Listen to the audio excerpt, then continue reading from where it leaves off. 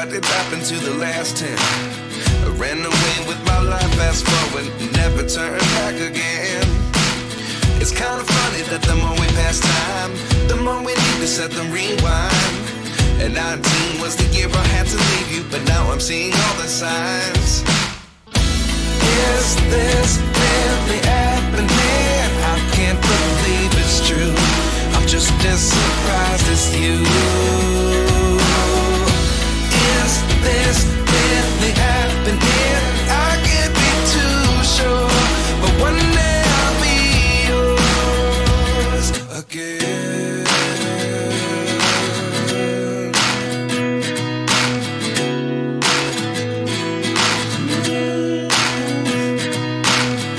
Life lessons come one in a dozen. The other 11 get something from nothing. I sit here looking for an answer. Maybe the biggest question was in the last chapter.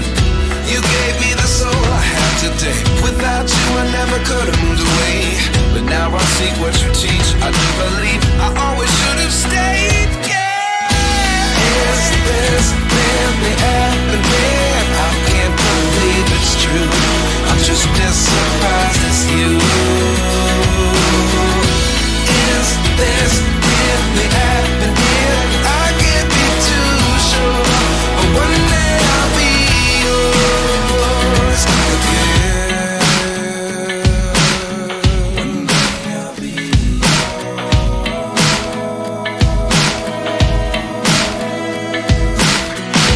One day I'll be yours. I'll be yours.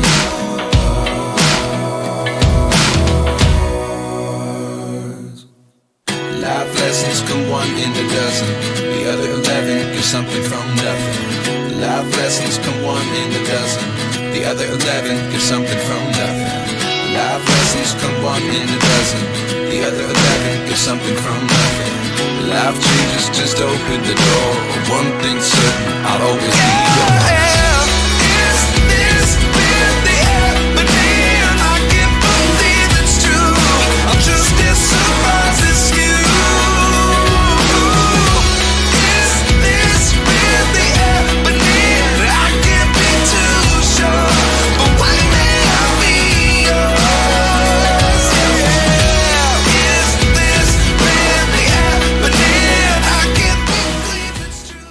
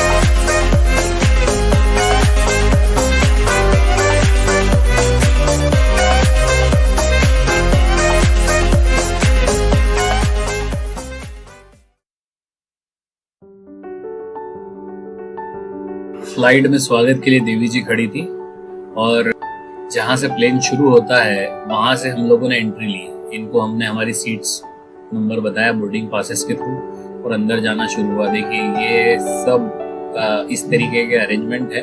तो मेरे ख्याल से क्योंकि हमने flight के entry से शुरुआत की थी, यहाँ पे हमको ना सारा फर्स्ट क्लास और ये सब देखने को मिला। कि किस तरीके की वहाँ की चेयर्स हैं और वहाँ क्या अलग फैसिलिटी है। तो ये देखते हुए हम हमारे सीट तक पहुंचे और हमारी सीट जो मैं समझ रहा हूँ लगभग लास्ट है। तो एक एडवांटेज ये रहता है लास्ट में होने से कि आपको वहाँ पे टॉयलेट्स और ये मिल जाते हैं। मैं मेरी मदर के साथ ट्रेवल कर रहा था, तो मैंने जब सीट बुक करी तब मैं कहीं चाहता था कि जहाँ भी टॉयलेट्स आसपास में हो उसके पास में हमारी चेयर हो। ऑब्वियसली थोड़ा तो हमने डिस्टेंस लिया था, बट इस फ्लाइट के एकदम एंड पे आप देखेंगे सारी चेयर्स और सारी अलग अलग तरीके की जो क्लास के हिसाब से जो सीटिंग होती है वो आपको यहाँ पे देखने को मिलेगी। फ्लाइट के एंड में सीट बुक करने का एक बेनिफिट तो ये होता है कि आपको टॉयलेट्स पास में। दूसरा, ये लोग मोस्टली जब फ्लाइट लैंड करती है तो वहीं से उतारते हैं। तो उसमें क्या होता है कि अपने को, क्योंकि पूरे टाइम बैठे बैठे 7-8 घंटे 9 घंटे बैठे बैठे जो पैर जम जाते हैं, मेरी मदर के लिए मैं बात कर रहा हूँ, तो फिर उसके बाद में उतरना या वॉक करना थोड़ा टाइम लगता है ब्लड सर्कुलेशन नॉर्मल होने में, तो वो उतरना वहां से बहुत पास था। तो ये सोच के और एंड में मैंने बुक करी और मेरा डिसीजन सही था। जब भी मैंने इंडिया में ट्रेवल किया है और डोमेस्टिक फ्लाइट्स में मैंने ये फील किया है कि कान में बहुत जोरदार पेन होता है मुझे। तो मेरे किसी रिलेटिव ने मुझे सजेस्ट किया कि यार ये वाला आप यूज़ करो, ये काफ़ी महंगे हैं और इनसे आपको बेनिफिट मिलेगा, देखते हैं क्या उपयोग होता है। ये BA के द्वारा दिया हुआ हेडफोन है और लगभग 7,686 किलोमीटर है यहाँ से लंदन हीथ्रो जाने का डिस्टेंस। तो यहाँ पे फिर ये हम लोगों को एक पर्सनल स्क्रीन मिली थी और इस स्क्रीन के ऊपर हमको सब दिख रहा था कि कहाँ से कहाँ हम जाएंगे और कौन कौन से देशों के ऊपर से हमारी फ्लाइट जाएगी। तो हमने उसको देखा और समझने की कोशिश की कि हम कैसे एशिया टू यूरोप जाएंगे, कौन कौन सी कंट्री के ऊपर से, कौन कौन से महासागर के ऊपर से हमारी फ्लाइट जाने वाली।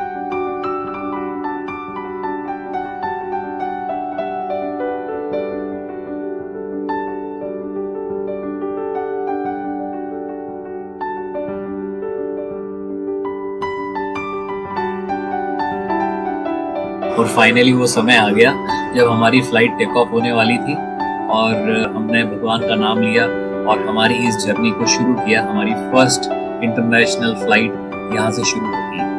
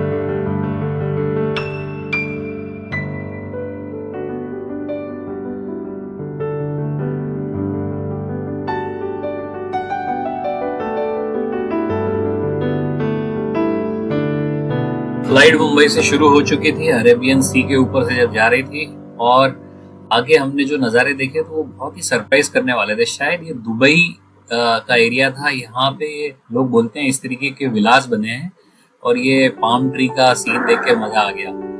आगे का नज़ारा देखा तो हम आश्चर्यचकित हो गए। हम हवा देख पा रहे थे। क्या आप महसूस कर पा रहे हो? क्या आप देख पा रहे हो इस हवा को, स्पीड को प्लेन की?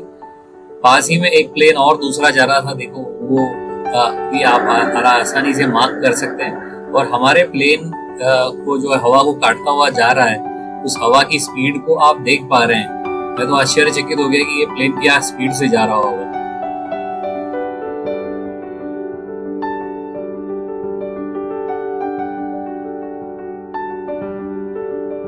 इन्होंने चाय और कुछ मफिन्स दिए हमें, डिनर नहीं दिया यार।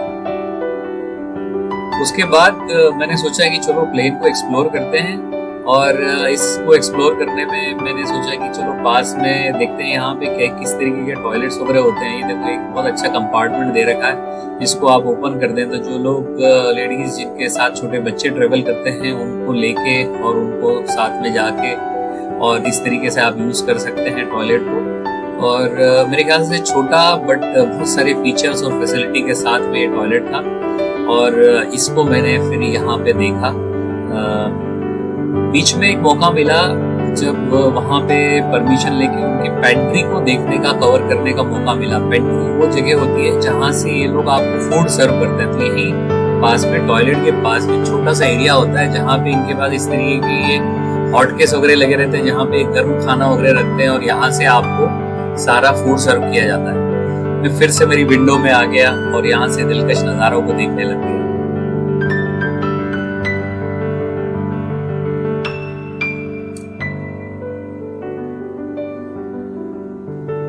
बीच में रात के टाइम जब सब लोग सो गए थे तो मैंने एक अंदर प्लेन का भी लुक दिखाया आपको। सुबह हुई और सुबह हमारे पास बहुत खूबसूरत ब्रेकफास्ट आया।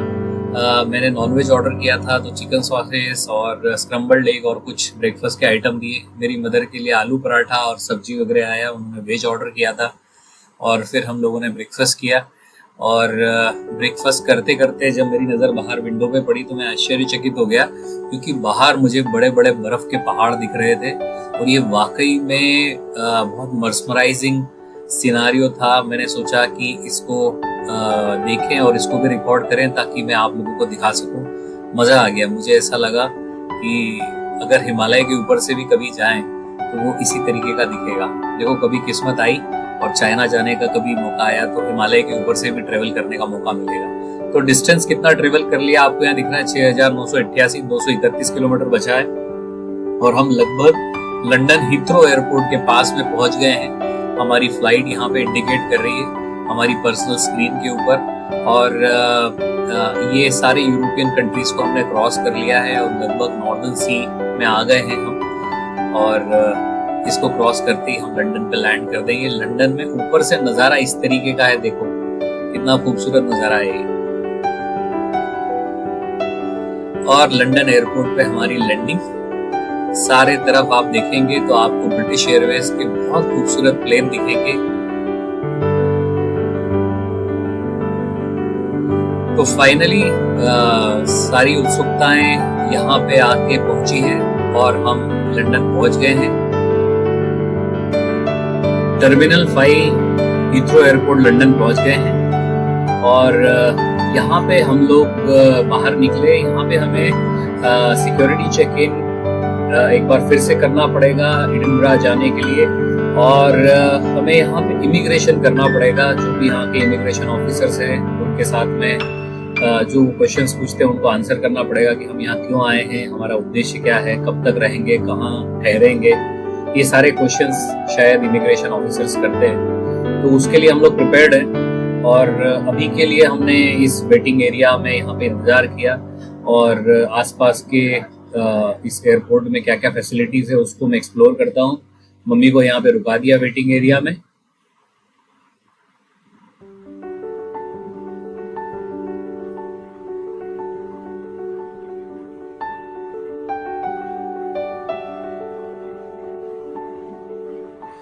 जब ये सारे नज़ारे देखते हैं ऐसा लगता है किसी अलग ही दुनिया में आ गए।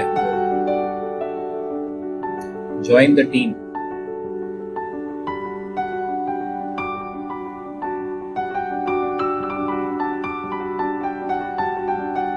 यहाँ पे एक बार काउंटर बना है और मेरे ख्याल से एक पब है।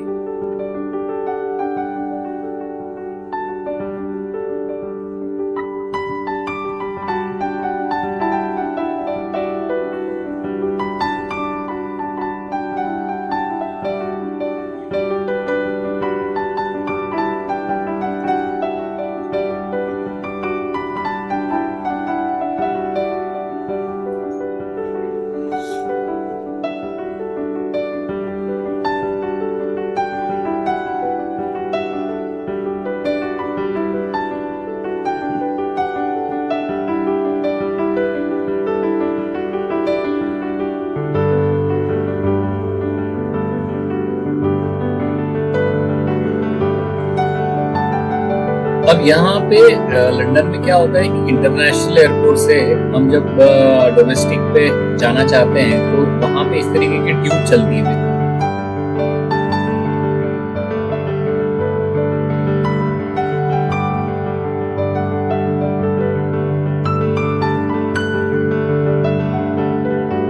यहाँ मुझे एक बहुत ही इंटरेस्टिंग बंदा मिला जो कि इंडियन ओरिजिन का था, हमारे यहाँ के दीव दमन का था। उसका बोलना था कि सर हमारे यहाँ पे क्या पुर्तगीज का शासन था और काफी लंबे समय तक था, भारत आजाद हो जाने के बाद तक। और उसी कारण हमारे पास में क्या था, डुअल रेसिडेंसी थी। हमारे पास में भारत के साथ में पुर्तगाल की भी नागरिकता थी। और हम उसी पीरियड में यहाँ पे यूके आ गए थे और तभी तक ब्रेक्सिट नहीं हुआ था। तो यूरोपियन यूनियन और यूके आपस में सिटीजन शेयर करते थे और उस दौरान हमें यहाँ पे रहते रहते यहाँ की नागरिकता मिल गई थी। तो इस तरीके से मैं यहाँ पे हूँ और ये मुझे पुर्तगीज रेसिडेंसी होने का बेनिफिट मिला।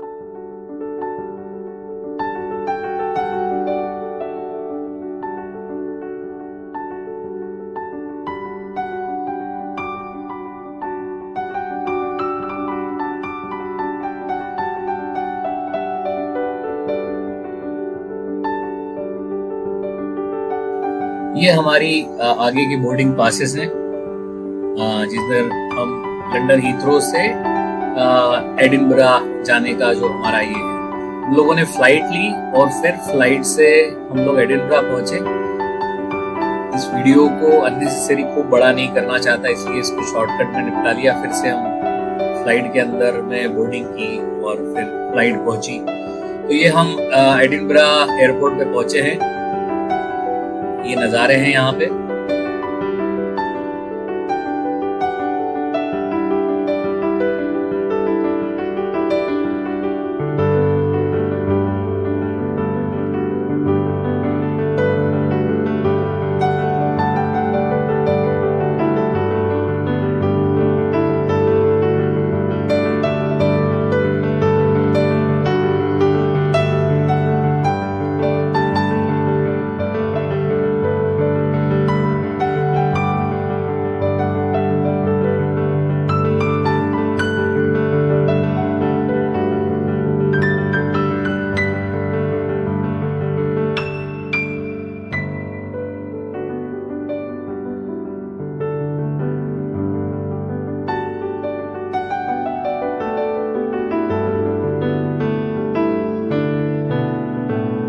दोस्तों यहाँ पे एक मैप दिख रहा था और इस मैप में ना रोड ट्रांसपोर्ट, पब्लिक ट्रांसपोर्ट के बारे में बता रखा था। पर कहीं पे मुझे ऐसा लगा कि यार मुझे ना बस से जाना ठीक नहीं है, क्योंकि मदर के साथ मैं फर्स्ट टाइम यहाँ हूँ। सूर्यास्त जल्दी हो जाता है तो अंधेरा भी हो चुका था। तो मैंने सोचा कैब लेते हैं और अपने स्टे पे चलते हैं। तो इस तरीके से हम मुंबई से लेके और लंदन होते हुए हम एडिनबरा पे हमारे स्टे पे पहुंचे। आगे के वीडियोस हम आपसे बाद में शेयर करते हैं। Thank you very much.